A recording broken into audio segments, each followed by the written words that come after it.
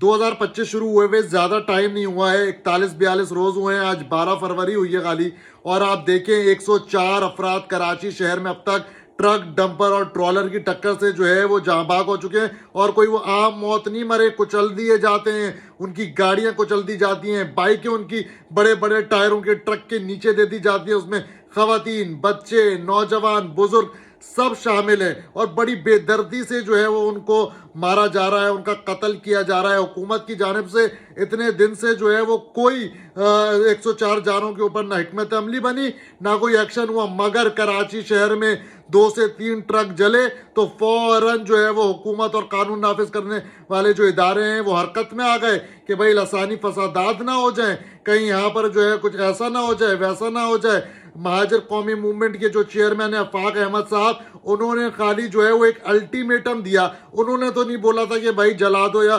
گھیراؤ کرو یا فلانا کرو، ہاں انہوں نے یہ ضرور بولا کہ بھائی جو ہوگا پھر اس کے بعد حکومت ہم سے نہ بولے، مگر صرف 2-3 ٹرک جلے جو کہ نہیں جلنے چاہیے تھے۔ اس کے بعد ہم نے دیکھا فوری طور پہ حکومت بھی ایکشن میں آئی، ریاست بھی ایکشن میں آئی، آفاق احمد صاحب کو جو ہے وہ فوری طور پر گرفتار کر لیا گیا۔ خیر قانون کے حساب سے سب پر کارروائی ہونی چاہیے، مگر صرف اس شخص پہ کیوں ہونی چاہیے کارروائی جس نے جو ہے وہ ان کو الٹیمیٹم دیا، جنہوں نے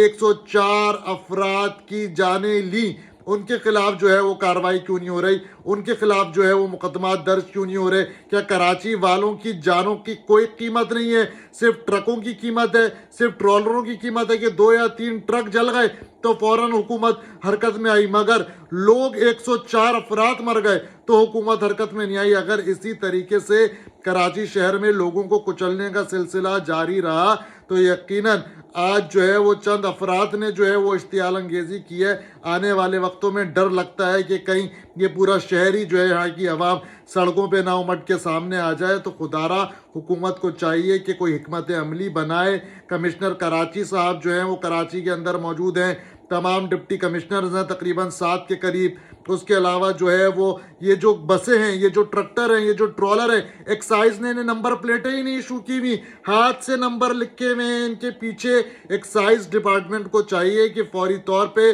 ان کی نمبر پلیٹس کو جاری کرے تاکہ ان کی شناخت ہو سکے، پراپر ان کی ڈاکومنٹیشن ہو۔ آپ کراچی شہر کی بسوں پہ دیکھ لیں، مطلب یہ میں اپنے پاس سے نہیں بول رہا، آپ اگر کراچی کی سڑکوں پر سفر کرتے ہیں آپ نوٹ کرتے ہوئے جائیے گا کتنی پیسنجر بسوں کے پیچھے اوریجنل نمبر پلیٹ لگی ہوئی ہے، کتنے ٹرکوں کے پیچھے اوریجنل نمبر پلیٹ جو ٹین والی نمبر پلیٹ ہوتی ہے نا، جیسے میری اور آپ کی گاڑی کے پیچھے لگی ہوئی ہے، جس پہ ایکسائز کا جو ہے وہ مونوگرام چھپا ہوا ہوتا ہے، جس پہ سندھ حکومت کی جو اوریجنل نمبر پلیٹ ہوتی ہے، کیا وہ آپ کو کراچی کی بسوں پہ دکھائی دے رہی ہے؟ کیا وہ آپ کو کراچی کے ٹرالر پہ دکھائی دے رہی ہے؟ کیا وہ آپ کو کراچی کے ڈمپرز پہ دکھائی دے رہی ہے؟ کیا وہ ہیوی مشینری پہ دکھائی دے رہی ہے؟ نہیں دکھائی دے رہی، کیونکہ حکومت سندھ کی جانب سے ان کو نمبر پلیٹس ایشو نہیں کی ہوئی، نہ پیسنجر بسوں کو، نہ ڈمپرز کو، نہ ٹرالرز کو۔ مگر اگر آپ نے اپنی بائک پہ اوریجنل نمبر پلیٹ نہیں لگائی ہوئی، اگر آپ نے اپنی گاڑی پہ نمبر پلیٹ اوریجنل نہیں لگائی ہوئی تو آپ کو فوری طور پہ روک لیا جائے گا، آپ کو چلان کیا جائے گا، آپ کے خلاف کارروائی کی جائے گی، آپ سے جو ہے وہ 100، 50، 200، 500، 1000 روپے پکڑے جائیں گے۔ مگر یہ جو ڈمپر والے لوگ ہیں، یہ جو ٹرک والے لوگ ہیں، ٹرالر والے لوگ ہیں، ان سے سڑکوں پہ کوئی پیسہ نہیں پکڑا جاتا، ان کے جو بریف کیس ہیں وہ گھروں پہ اور دفتروں میں پہنچا دیے جاتے ہیں۔ تو اب عوام کو بھی چاہیے کہ اس پہ بات کرتے رہیں تاکہ کراچی میں جو 104 لوگ تو مر چکے، مزید لوگ جو ہیں وہ اس سے نہ اپنی جان کی بازی ہاریں، اور خدارا حکومت کو بھی چاہیے اب ہوش کے ناخن لے۔